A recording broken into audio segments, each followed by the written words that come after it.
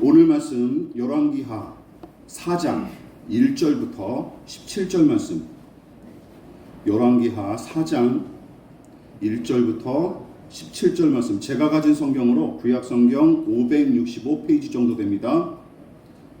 열왕기하 4장 1절부터 17절 말씀.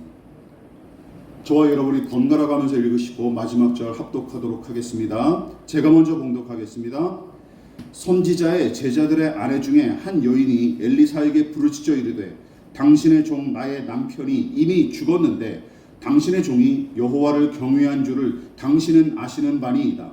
이제 빚을 준 사람이 와서 나의 두 아이를 데려가 그의 종을 삼고자 하나이다 하니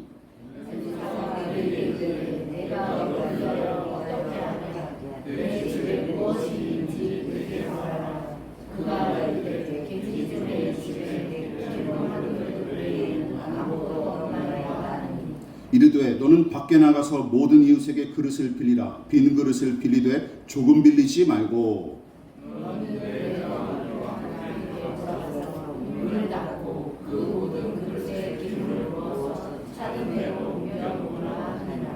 여인이 물러가서 그의 두 아들과 함께 문을 닫은 후에 그들은 그릇을 그에게로 가져오고 그는 부었더니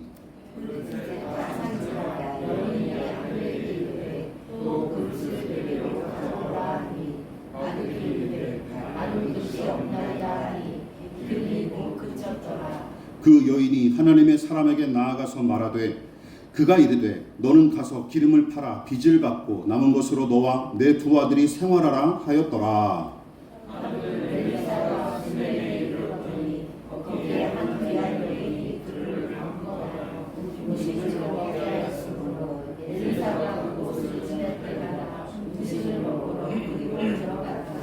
여인이 그의 남편에게 이르되 항상 우리를 지나가는 이 사람은 하나님의 거룩한 사람인 줄을 내가 아노니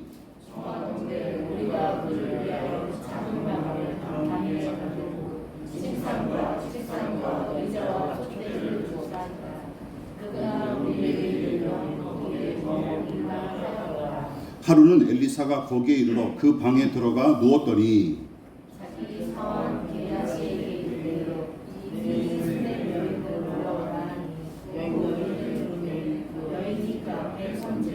엘리사가 자기 사환에게 이르되 너는 그에게 이르라. 내가 이같이 우리를 위하여 세심한 배려를 하는도다. 내가 너를 위하여 무엇을 하랴? 왕에게나 사령관에게 무슨 구할 것이 있느냐 하니 여인이 이르되 나는 내 백성 중에 거주하나이다 하니라.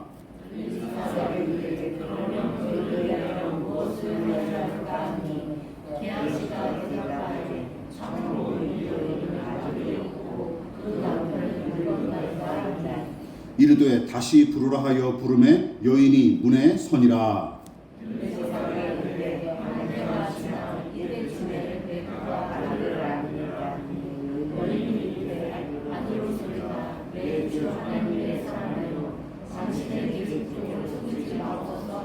예, 다 같이 여인이 과연 잉태하여 한 해가 지나 이때쯤에 엘리사가 여인에게 말한 대로 아들을 낳았더라.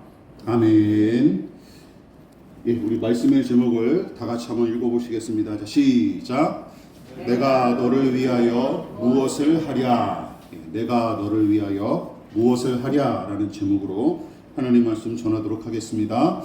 예, 열왕기하 3장에서 북이스라엘 왕 여호람은 배신한 모압을 응징하기 위해 남유다의 여호사밧과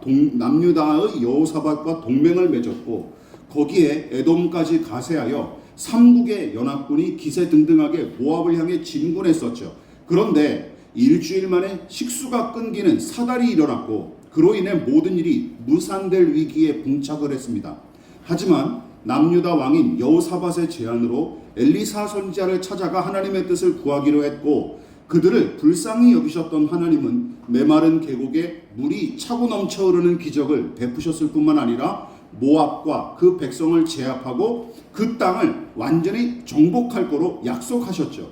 그리고 약속하신 말씀대로 삼국의 연합군은 모압 왕 메사와 그의 군대를 궁지로 몰아넣게 되었습니다. 그런데 어떤 일이 벌어집니까? 모압 왕 메사가 맏아들을 그모스 신에게 제물로 바치는 끔찍한 짓을 저질렀고 그 광경의 질에 겁을 먹은 새 왕과 연합군은 하나님의 약속을 깡그리 잊은 채 순순히 물러나는 짓을 저지르고 말죠. 850명의 바알 선지자들과 맞섰을 때 혼자서도 눈 하나 깜빡하지 않았던 엘리야 선지자와 다르게 여호람을 위시한 연합군은 모압 왕 네사의 이 잔혹한 제사와 그 제사를 받는 그모스를 더 두려워했기 때문에 힘없이 물러나고 말았습니다. 참 웃기는 일이죠. 끝까지 순종했더라면 북이스라엘의 형편이 조금 더 나아질 수 있었겠지만 이미 다 마련됐던 회복의 기회마저 이 사람들은 저 스스로 걷어찬 셈입니다. 이런 경우가 우리 일상에도 참 많죠. 그래서 이 이야기가 더 씁쓸하게 와닿는 이유는 결정적인 순간마다 믿음이고 나발이고 다 팔아먹은 채 돈과 권력과 세상을 하나님보다 더 두려워하면서 쉬이 무릎 꿇는 우리의 모습과 이들의 모습이 너무도 닮았기 때문입니다. 자, 그렇다고 북이스라엘이 망한 것은 아니었습니다. 그래서 왕들의 이야기는 계속 이어지고 믿음을 지킨 소수의 신자들도 여전히 활약하는 중이었어요. 그런데 사장은 지금까지 살펴봤던 이야기와 조금 다른 모습으로 나타납니다. 자, 뭐냐면 엘리사와 두 여자의 가정 사이에 벌어진 소소한 이야기로 갑작스럽게 축소가 돼요. 여러분 생각해 보십시오. 지난 두 번에 걸친 설교로 은혜를 나눴던 열왕기하 3장은 국가 간의 거대한 전쟁과 거기에 동원된 무수한 사람의 이야기를 기록했고 엘리야의 승천과 엘리사의 선지자 계승을 비롯하여 여리고의 치유와 베델 아이들에 대한 심판 등과 같이 오늘 설교 본문인 열왕기하 4장은 무수한 사람이 연루된 이 굵직굵직한 이야기가 연달아 기록된 1장과 2장과 그 규모와 성격이 아주 다릅니다. 오늘은 4장 중반부까지 기록된 이 소소한 이야기가 어떤 의미가 있는지 그 통찰과 은혜를 함께 나눠보도록 하겠습니다. 자, 첫 번째 같이 읽어볼까요? 시작. 하나님을 의지하고 그분의 종을 존중하는 사람들. 여러분, 사장은 선지자 수련생이던 남편과 사별하고 이제는 두 아들까지 빚쟁이에게 빼앗길 위기에 놓인 과부 미망인이 등장하죠. 그런데 그녀가 엘리사를 찾아와서 곤경에 처한 자신의 처지를 하소연하고 도움을 구하는 이야기로 시작을 합니다. 자, 왜 이 미망인은 굳이 엘리사를 찾아왔을까요? 본문에서 소개한 바와 같이 두 가지로 봅니다. 그녀의 남편은 하나님을 경외하는 믿음의 사람이었을 뿐만 아니라 선지자 수련생이었던 까닭에 엘리사 선지자도 익히 아는 사람이었던 게 틀림없어요. 그러니까 이제 찾아왔던 것이죠. 게다가 당시 북이스라엘에서 여호와 하나님을 섬기고 믿음을 지키는 이들이 어떤 대접을 받았는지 생각하면 그녀의 남편이 가족을 먹여 살리고 생계를 유지하기 위해 빚을 질 수밖에 없었던 일도 충분히 납득이 가능합니다. 그러니까 이게 참 신앙생활하기가 너무나 어려웠던 시대였던 거예요. 그러나 남편의 갑작스러운 죽음으로 빚을 갚기가 매우 어려운 지경에 이르렀고 급기야 빚진 돈을 돌려받지 못할 거로 여긴 빚쟁이는 미망인의 두 아들을 어떻게 할 생각이었어요? 노예로 삼아서 퉁칠 생각이었습니다. 참으로 잔인한 현실을 잘 보여주는 이야기죠.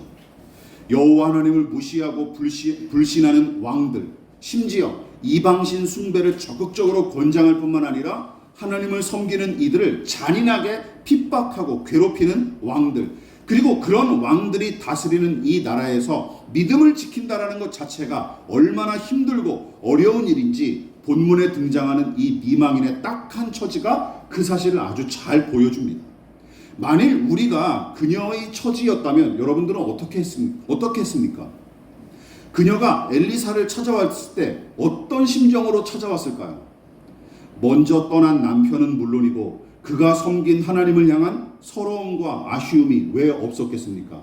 아니, 하나님, 남편도 그렇게 하나님을 경외하는 신실한 믿음의 사람이었는데 먼저 죽어버리고 우리는 이제 빚쟁이에게 쫓겨서 아들까지 노예로 팔리게 되었습니다.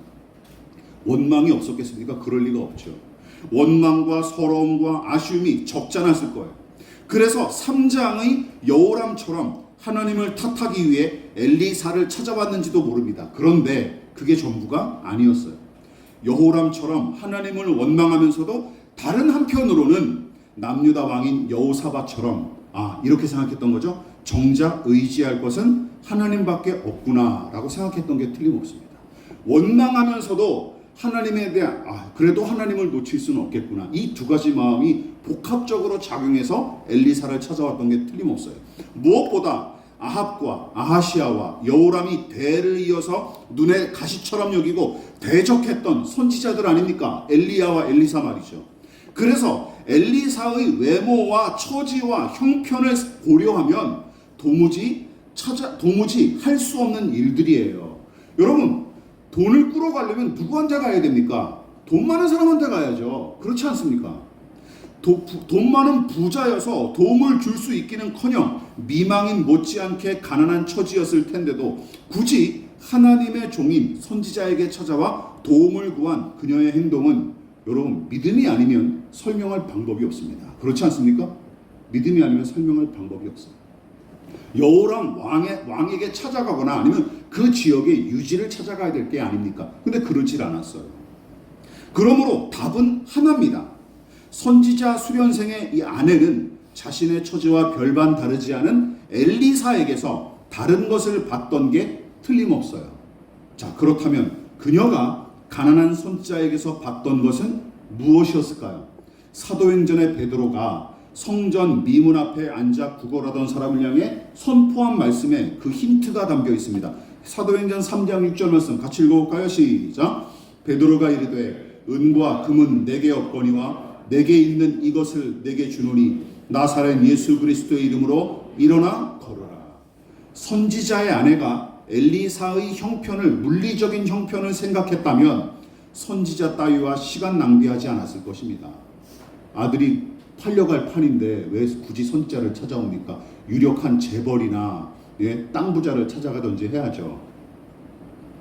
하지만 이 가난한 선지자와 먼저 떠난 남편이 의지했던 하나님, 두 사람과 함께 하시고 그들을 통해 일하셨던 하나님은 그녀조차도 부정할 수 없었고, 그만큼 서운함과 아쉬움을 초월하는 신뢰와 소망이 그녀에게도 남아있었던 까닭에 다른 부자나 유력자를 찾아가지 않고 굳이 엘리사에게 도움을 구한 게 틀림없어요. 믿으십니까? 이거죠. 또한 8절부터 등장하는 수넴의 여인도 마찬가지입니다. 여기서 언급한 수넴이라는 지역은 야곱의 5번째 아들인 이사갈의 후손들이 거주하던 땅으로서 노쇠한 다윗을 수발들게끔 들여보냈던 처녀 아비삭이 바로 그 지역 출신이에요. 열왕기상 1장 3절 기억나십니까? 다윗의 노년을 책임졌던 여인이 누구예요? 아비삭이라는 여인인데 그 아비삭이 바로 아름다운 여인으로 정평이 나 있었죠. 그 사람이 바로 수넴 출신이에요. 바로 그 지역의 여인입니다. 자, 그러나 본문에 등장하는 이 수넴 여인은 선지자의 아내와 달리 매우 부유하고 풍족한 생활을 영위했던 것 같습니다. 그러니까 엘리사가 묻죠. 내가 당신께 당신이 필요한 게 무엇이 있습니까? 제가 좀 도와드릴게요 하니까 이 여인이 뭐라 그래요? 나는 내 백성 중에 있습니다. 이게 무슨 뜻이냐면 저는 그렇게 필요한 게 없는 사람입니다 라는 뜻이에요. 그만큼 풍족하고 안온한 생활을 했던 여인이었어요. 그렇다면 수넴 여인과 그녀의 남편은 아합 왕가에게 알랑거리며 부귀영화를 누렸던 것일까요? 물론 엘리야와 엘리사처럼 드러내놓고 여호와 하나님을 섬기지는 못했겠지만 아합 왕의 국내 대신인 오바댜를 생각해 보십시오. 오바댜처럼 당시 북이스라엘의 고관 대작 중에도 은밀히 믿음을 지켰던 소수가 존재했던 게 틀림없습니다. 수넴 여인이 남편에게 엘리사를 어떤 사람으로 평가했는지 보십시오. 거기서 그녀의 믿음이 잘 나타나요. 같이 읽어볼까요? 4장 9절 시작. 여인이 그의 남편에게 이르되 항상 우리를 지나가는 이 사람은 하나님의 거룩한 사람인 줄을 내가 아노니. 여러분, 수넴 여인은 엘리사를 누구로 봤어요? 하나님의 거룩한 사람으로 바라보고 칭찬에 맞지 않았을 뿐만 아니라 그에 걸맞게 말만, 야, 저 사람 하나님의 사람이다, 존경스럽다 말만 한 게 아니라 그에 걸맞게 시시때때로 음식을 대접한 것은 물론이고 나중에는 아예 자기 집 다락방까지 엘리사에게 거주하라고 내어주죠. 자, 이 말을 돌려 얘기하면 뭐죠? 엘리사의 처지가 어떻다는 거예요? 집도 절도 없는 그지라는 거예요. 그러니까 아까 말씀드렸던 그 선지자 수련생의 아내가 엘리사를 찾아온 거 이상한 일이라는 거니까요. 예. 아시겠죠? 그러니까 이 여인이 얼마나 이 선지자를 존경하면서도 불쌍히 여겼던 것이죠. 야, 저 인간 집도 없이 밥도 못 먹고 저렇게 맨날 돌아다니는 걸 하니까 맨날 자기 집에 오면 이제 무조건 헤매기고 또 이제 쉬게 하고 그랬던 거죠. 나중에는 아예 집 한 켠을 이제 내어준 것이죠. 여러분 생각해 보십시오. 이 수넴의 여인이 뭐가 부족해서 선지자 따위를 섬기겠습니까? 게다가 앞서 언급했다시피 엘리사가 무슨 유력한 중대형 교회 담임 목사나 유명세로 유세를 떠는 사역자도 아니지 않습니까? 오히려 스승 엘리야 못지않게 그 당시에 멸시와 천대를 당하기 일쑤였고 심지어 목숨을 내놓고 주의 일을 감당한 적도 한두 번이 아니었어요. 따라서 선지자 수련생의 아내처럼 수넴 여인도 외모나 물리적 성과로 엘리사를 존중했을 리가 없습니다. 그렇죠? 그런 걸 보고 엘리사를 존중했을 리가 없어요. 그동안 그가 일으킨 기적을 통해 나타난 하나님의 영광과 함께 왕 앞에서도 비굴하지 않았던 엘리사의 한결같은 행적을 통해 그를 누구로 봤던 거예요? 하나님의 거룩한 사랑으로 평가했다고 보는 게 문맥상 맞습니다. 그가 일으킨 기적을 통해 나타난 하나님의 영광과 여호람 왕 앞에서도 비굴하지 않고 당당하게 하나님의 말씀을 외쳤던 그 중심이 이 여인에게 들어왔던 것이죠. 지금 우리가 보기에는 수넴 여인의 섬김이 별거 아닌 것 같지만 여러분 지난 3장을 떠올려 보십시오. 베델의 아이들이 떼거지로 몰려와 대머리야 꺼져라 하면서 모욕했던 일을 떠올려 보십시오.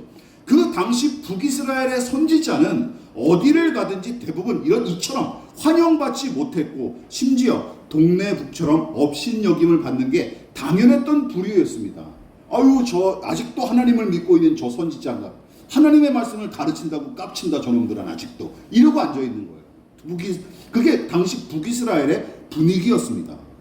그런데 이 수넴 여인은 이 떠돌이 선지자를 하나님의 거룩한 사람으로 보고 극진히 대접을 했죠. 여러분 하나님의 사람을 알아볼 만한 믿음의 눈이 있었기에 가능한 일이에요. 믿으십니까?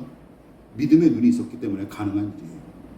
사도 바울이 갈라디아 교회에 보낸 편지에도 비슷한 양상이 등장합니다. 바울이 갈라디아 지역에 예수의 복음을 전했고 그로 인해 신자들의 모임이 형성되게 이르렀는데 그곳의 신자들은 바울의 변변찮은 외모와 외양에 처음에는 전혀 아랑곳하지 않았고 오히려 처음에는 주님을 모시듯이 그를 존중하고 아주 극진히 대접합니다. 바울이 스스로 그렇게 회고한 내용이 있어요. 4장 13절과 14절 시작. 내가 처음에 육체의 약함으로 말미암아 너희에게 복음을 전한 것을 너희가 아는 바라. 너희를 시험하는 것이 내 육체에 있으되 이것을 너희가 업신여기지도 아니하며 버리지도 아니하고 오직 나를 하나님의 천사와 같이 또는 그리스도 예수와 같이 영접하였도다. 바울이 외모적으로 되게 뭔가 좀 결함이 많은 사람이었던 것 같아요. 뭐 한간에는 뭐 안질도 있었다 그러고 아니면 간질병도 알았다 그러고 뭐 이렇게 여러 가지 소문이 많이 있습니다. 그러니까 한번 생각해 보십시오. 설교하다가 갑자기 설교자가 막 몸을 떨면서 거품을 물어요. 누가 좋아하겠습니까? 아니면 안질에 걸려고 매번 이렇게 찡그리고 다니면 그런 사람을 누가 그렇게 호감 있게 볼 수 있겠습니까?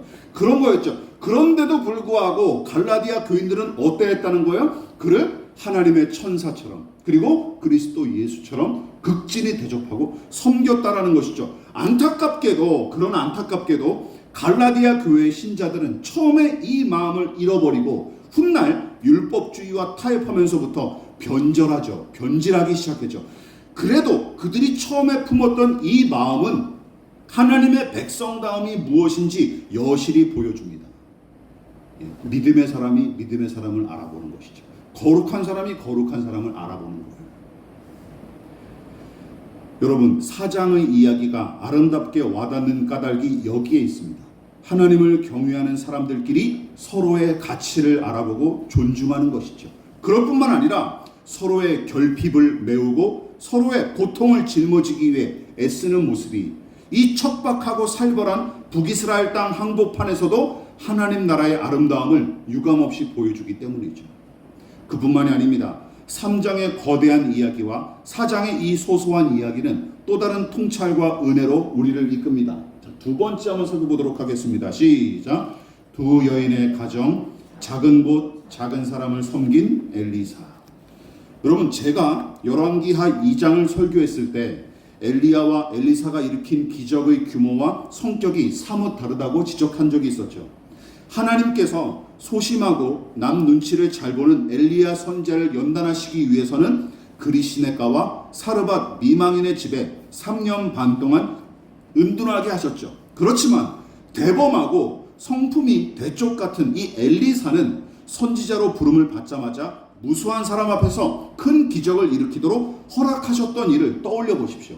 이처럼 엘리사는 3장에서 새 왕들과 연합군을 상태로 엄청난 기적을 일으켰을 뿐만 아니라 국가 간에 벌어지는 전쟁의 향방처럼 거대한 일을 놓고 예언했으나 4장에 들어서자마자 그가 상대한 사람은 누구예요? 남편을 잃고 망연자실한 여인과 수넴에 사는 부부뿐입니다. 게다가 거대한 사안을 놓고 예언하거나 아니면 입이 딱 벌어질 만큼 큰 기적을 베푼 것도 아니에요. 가족을 남겨두고 먼저 간 선지자 수련생의 가정을 위해서는 어떤 기적을 베풉니까? 빈 그릇에 기름을 가득 채우는 기적을 일으켰을 뿐이에요. 그게 뭐 대단한 기적입니까? 그리고 누가 확인도 못해요. 이건 누구만 아는 거예요? 이 여인네 가족만 아는 거예요. 아무도 몰라요. 게다가 어떻게 했어요? 이 기적을 이렇게 뭐라고 얘기합니까? 문 걸어 잠그고 너희들끼리 그 기름에다 그릇에다 기름을 부으라고 얘기한, 은밀하게 아주 꽁꽁 비밀에 감춰버렸어요. 네.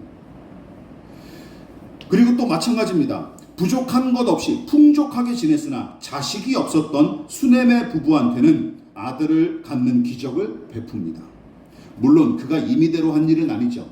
하나님께서 엘리사를 통해 일으킨 일이 틀림없습니다. 그래도 어쨌든 엘리사의 사역이 그의 스승 엘리야처럼 다양한 양상으로 펼쳐지는데 마냥 거대하고 큰 문제만 다룬 게 아니라 본문처럼 가장 작은 단위인 가정과 한 개인을 향한 사역도 적지 않게 등장하는 것이죠. 게다가 엘리사의 스승 엘리야가 사르밧 미망인의 가정에 베푼 기적이 여기서도 아주 고스란히 재현되는 것 같지 않습니까? 극심한 기근을 견디다 못해 마지막 남은 곡식 가루로 빵을 만들어 먹고 죽으려던 사르밧의 미망인, 여러분 생각해 보십시오. 열왕기상에서 하나님의 약속을 들은 엘리야 선지자가 그 집에 가루와 기름을 끊이지 않는 기적을 베풀었던 것처럼 이 제자 엘리사도 선지자 수련생의 가정을 부재하기 위해 빈 그릇마다 기름을 가득 채우게끔 기적을 일으키죠. 또한 사르밧의 미망인이 그나마 살 길을 찾고 안심하던 찰나에 또 큰 일을 만나죠. 바로 어렵게 얻은 아들을 떠나보낸 어렵게 얻은 아들을 병들어 죽게 된 거예요. 이 병들어 죽은 그녀의 아들을 엘리야 선지자가 다시 살린 일도 오늘 본문에서 어렵게 얻은 아들을 떠나보낸 수넴 여인의 이야기에 똑같이 등장해요. 무엇보다 두 가정을 상대로 일어난 이 이야기를 작은 분량으로 짤막하게 다루기는커녕 열왕기서의 저자가 4장 전체를 할애할 만큼 비중 있게 다룬 것을 보십시오. 여러분, 이것이 의미하는 바가 무엇인지 다들 짐작하실 거예요. 그리고 예수님의 말씀이 그 의미를 아주 잘 담아냈습니다. 자, 마태복음 25장 40절 시작. 너희가 여기 내 형제 중에 지극히 작은 자 하나에게 한 것이 곧 내게 한 것이라. 누가복음 16장 시작. 지극히 작은 것에 충성된 자는 큰 것에도 충성되고 지극히 작은 것에 불의한 자는 큰 것에도 불의하니라. 여러분 믿으십니까? 이게 성경의 가르침이에요.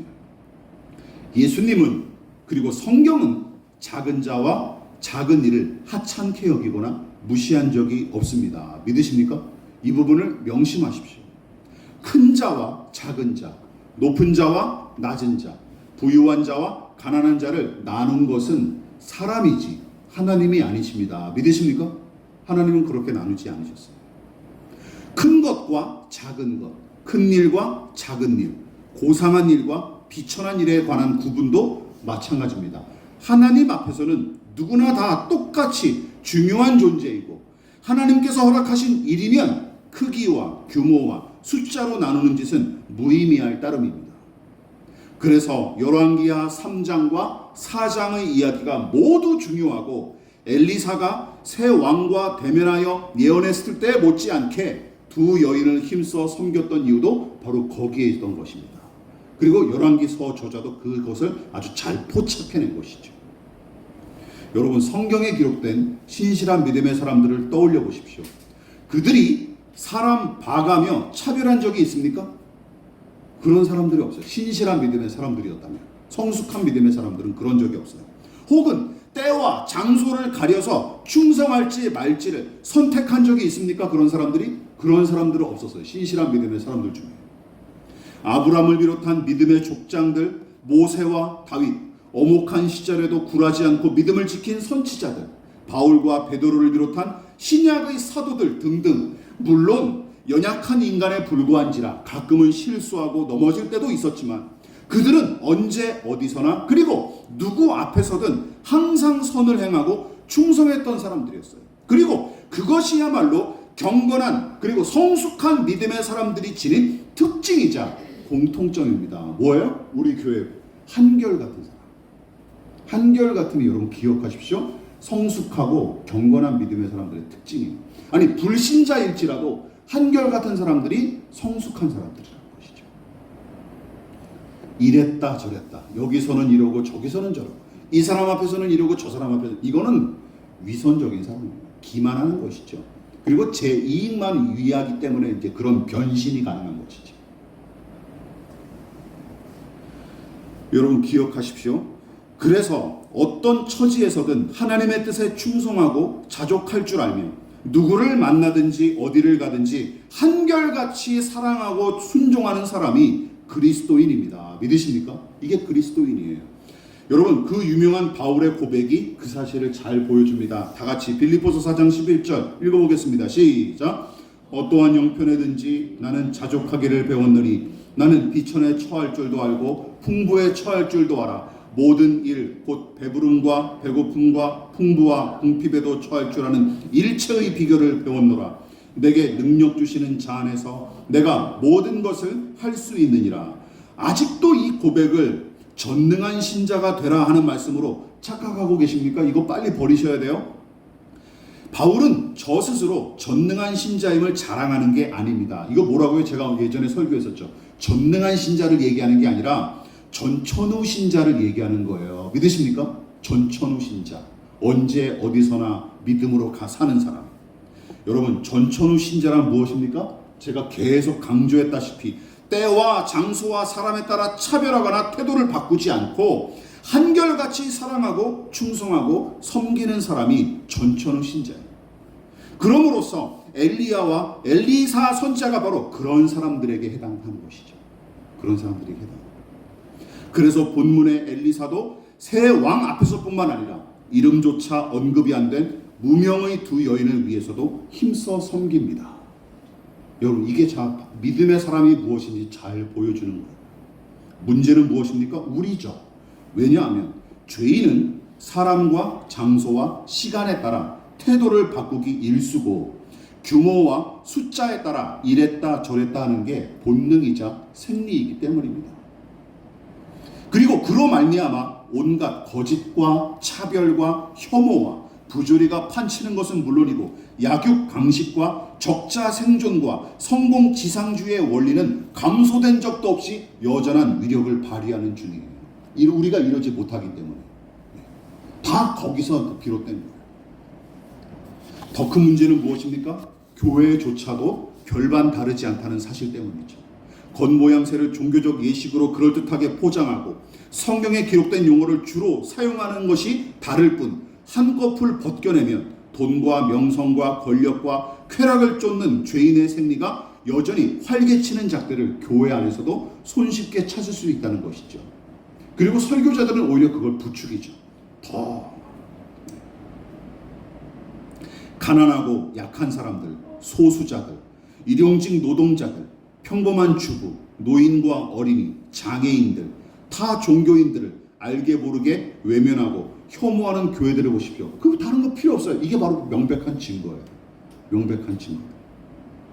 그러나 부자와 정치인과 지역사회 유지와 같은 권력자들을 맹목적으로 치켜 세우고 그들의 비위를 맞추기 위해 굽실대기 일수인 교회들, 교회 예배당 안에만 신자들을 가둬둔 채 종교적인 일만 몰두하도록 부추기고 예배당 밖의 세상과 일상은 마치 열등하고 부정한 영역인 것처럼 호도하는 교회들, 여러분 이런 교회들이야말로 타락한 세상과 한통속인 이런 교회는 타락한 세상과 한통속인 거예요. 말씀을 마무리하도록 하겠습니다. 자, 그렇다면 우리는 어떻게 해야 할까요? 엘리사가 선지자 수련생의 아내와 수넴의 여인에게 건넨 말을 주목하십시오. 거기에 힌트가 들어가 있습니다. 마지막으로 4장 2절만 읽어볼게요. 시작. 엘리사가 그에게 이르되 내가 너를 위하여 어떻게 하랴. 밑에도 있죠. 내가 너를 위하여 무엇을 하랴. 엘리사는 선지자 수련생의 아내가 겪는 고통을 외면하지 않았기에 이 질문을 던졌습니다. 두 번째도 마찬가지죠. 풍족하고 넉넉하게 생활하는 수넴 여인의 섬김을 그는 당연하게 여기면서 거드름 피우지 않습니다. 요즘 목회자들처럼. 왜냐하면 그들도 엘리사와 같이 믿음의 길을 걷는 사람들이고 그를 하나님의 종으로서 인정하고 존중했기 때문이죠. 그뿐만이 아닙니다. 국가 간의 전쟁과 같이 거대한 일만 중요한 것이 아니라 한 가정을 살리고 사랑하는 것도 지극히 위대한 사명임을 엘리사는 확신했기 때문입니다. 믿으십니까? 이게 위대한 일이다라는 것을 확신했던 것이죠. 그래서 열왕기서의 저자는 지극히 낮고 작은 두 사람의 이야기를 난데없이 삽입했고 이 소박하고 소소한 이야기가 입가심용이 아니라 디저트가 아니라 메인 메뉴로서 배치한 것이죠. 그럼으로써 왕들의 이야기와 국가 간에 벌어진 거대한 전쟁 이야기 못지않게 이 이야기도 매우 중요한 이야기임을 강조한 것입니다. 믿으십니까? 중요하다. 이것이 중요하다. 강조하다. 혹시 엘리사의 이 질문을 그저 윗사람과 권력자에게 알랑거릴 용도로만 쓰고 계십니까? 아니면 실패와 결핍과 상실과 외로움으로 고통당하는 사람들은 안중에도 없고 그저 내 배만 부르면 그만이어서 이런 질문과는 거리가 멀게 생활하고 계십니까? 누구에게 이런 안부 물어보신 적 있으십니까? 예? 내가 당신에게 무슨 도움이 될 수 있을까요? 내가 무엇을 도와줄 수 있을까? 이런 질문 언제 해보셨습니까? 혹은 누군가 나에게 이렇게 물어오면 열등감과 자격지심만 내세우며 밀어내고 있습니까?